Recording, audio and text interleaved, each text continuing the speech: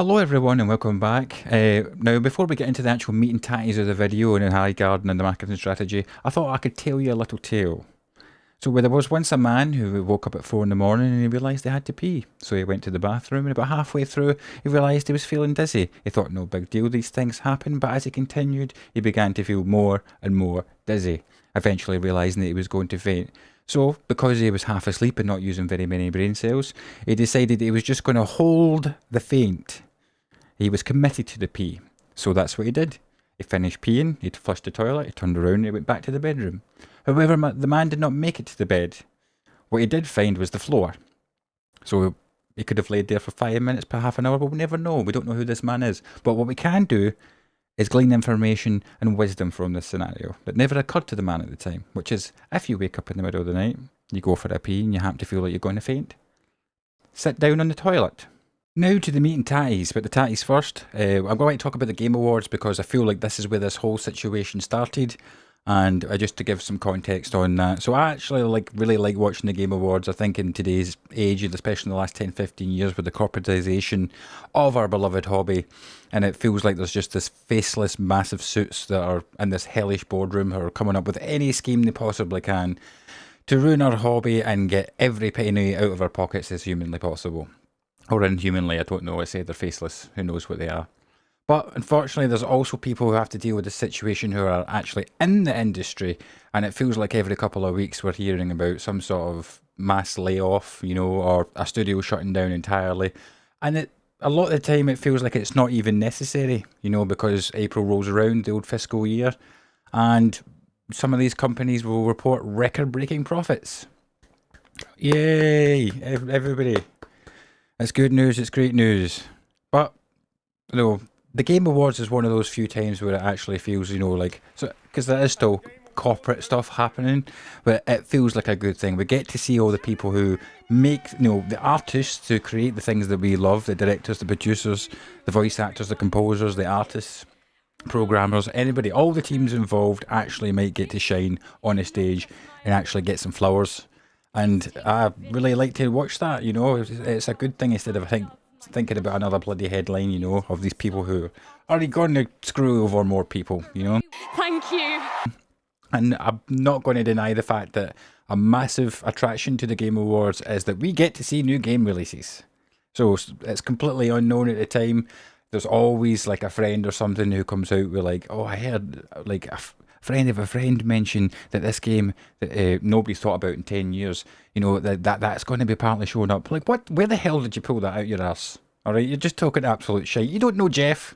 All right, what are you talking about? But that's part of the whole thing. So even before it starts, there's like some speculation about what's going to happen, whether it's friends or you're just watching a streamer and you can see everybody try to guess. And while Jeff is like the runner, the creator, the owner of this award show, Big Man is also our presenter. And occasionally, because before we actually get to see these trailers, Jeff likes to do an introduction and kind of build the anticipation, the hype up a little bit. And usually he's got a good handle on that hype hose, he can handle it pretty well, but every now and again it gets away from him.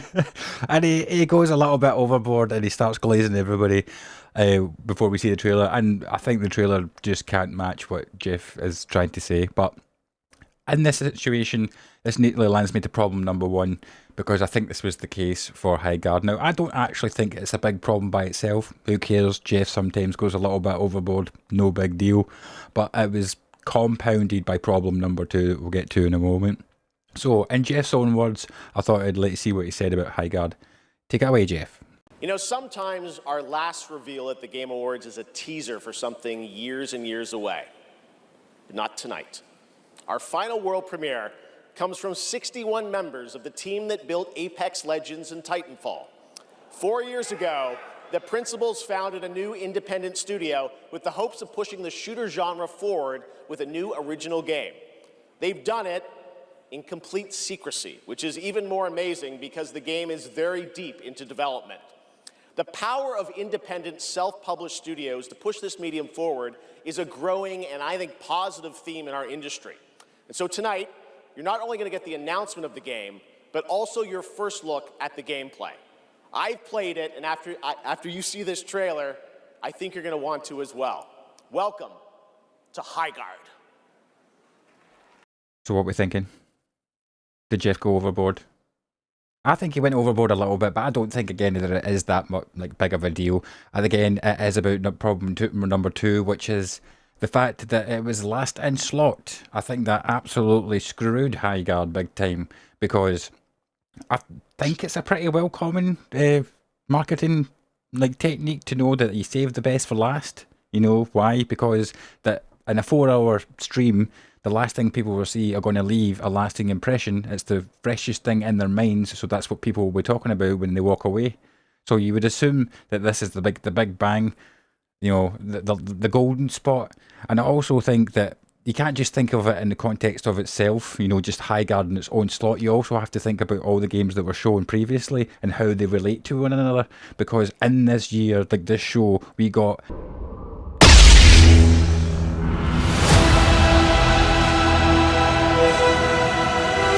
Fates of the Old Republic, which is a game that's going to be released and is directed by the man who created Mass Effect. Alright, look at all the words I just said there, okay? That's crazy.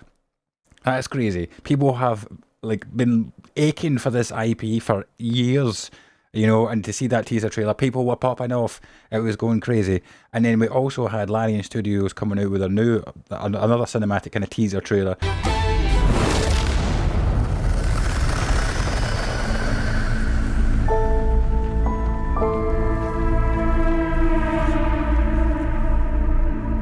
It was absolutely like violent, it was gross, it was amazing. But they were the ones who made Baldur's Gate 3, and they won the Game of the Year at the Game Awards 2 years prior. So we have these two games that were shown previously before Highguard. We have this in our minds, and then we're thinking like, holy hell, like neither of those two games got the last spot? Like what, Jesus Christ, what's coming? Oh my god, man, it's Half-Life. It was never going to be Half-Life 3. Alright, everybody. If Half-Life 3 was going to come out, it would have been dropped on a random Tuesday, alright, when nobody knew what the hell was going on. So now let's get into the meat of the whole situation, because it was last in slot, and it was being compared, the little bit of hype from Jeff, and it was being compared that we had these two bangers, like massive IPs, you know, earlier on in the show, that people were like, genuine, and what the hell, like what's happening here? And it pretty much devolved rapidly. The trailer on IGN's YouTube channel got mass disliked.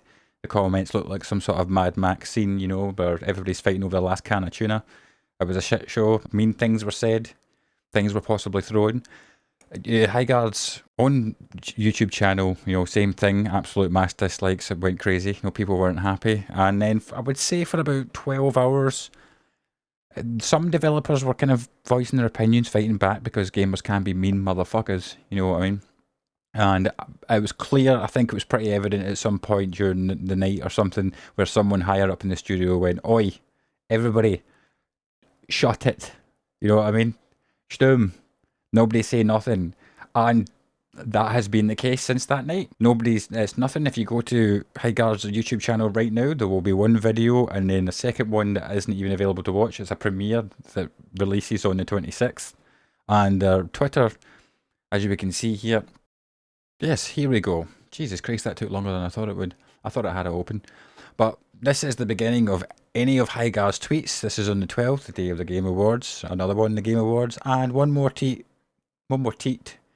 Thanking Jeff for, you know, the Game Awards. And then that's it. Nothing, nada, zero, until the 23rd. In 3 days, your fight for control begins. Play Highguard free on January 26th. Next day, 2 days until Rainfire on the enemy base. Play Highguard free. And I'm assuming, I mean, you can see the pattern that's forming here. So that's it. No other promotion, no marketing, no discussions. Nothing to be said. 2 tweets since the 12th. That's all of it. That's everything. And it really surprised me. And I started to watch some of the content creators that I regularly watch, and they made a couple of points, and then it actually got me thinking, because they were saying, oh, maybe it would have been beneficial for them to do like another showcase kind of thing, or like a trailer where it had more gunplay, more abilities. It showed like what the progression systems like that and stuff. And I was just like, No, that wouldn't have worked, because people at the end of the day are going to make content on thing and they're going to meme on it. They're going to talk shit. It's already like content creators and gamers are like, not all of them, of course, but there's a lot of weirdos out there that like a weirdo 4-year-old toddler. You know what I mean? For some reason, it's still being breastfed. You know, except that toddler's got teeth now. You know, and he's like, oh, they hold on to that titty. And Highguard is the new as the new titty. You know, if you give them something to latch on to, they ain't going to let go. And I don't think a 15-minute showcase where they kind of showed some stuff and everybody's going to go, oh, my bad. I get it now, everybody. Like, we judged you too harshly. Okay, gamers, everybody chill. It just wouldn't have worked. You know, I mean, all people would have done was made content on that new video. And I think also the reason that they went totally quiet is because they managed to maintain the only thing that's got left going for it, which is curiosity. Why put all your cards out on the table, you know, and revealing everything, do a little 15-minute video and people go, nah, not really feeling it. When you could just do nothing, because content creation is so massive, so prevalent, and you know for a fact that people are going to be playing this out the ass just to see what it is, even if they can make a couple of videos out of it. I mean, there will be bad faith actors, you know, who, it doesn't matter if there is genuinely some redeeming qualities, elements to it, you know, whether the gunplay is satisfying or the abilities are cool or the level design is, you know, really clever or something, or the game, some new refreshing game modes. It genuinely doesn't matter. There will be some people who are just, they're about to make 15 videos on Highguard, you know, to just generate grifting content. I mean, grifters are going to grift, what you going to do. But I also think there will be enough content creators out there who will give it a genuine shot, talk about things that they like and they dislike about it. So there was really no need for Wildlight Entertainment to do anything than what they're doing right now, which was nothing. And I think they made the right choice, because people are going to play this game. And the only question remains, am I going to play this game? You bet your sweet ass I am. You know, because at the end of the day, it is free. There's nothing left to lose, you know, except, what, some time. You try it for a couple of hours and see if you like it. But that's what we've got to talk about today. You know, I just wanted to mention this before, again, like the absolute flood that's about to happen to YouTube for the next 3 days when it releases. So I hope you enjoyed this video. And again, if we could take away a little nugget of wisdom with us, if you're going to go for a pee and you start to feel like you're going to faint, just sit down. Catch you next time.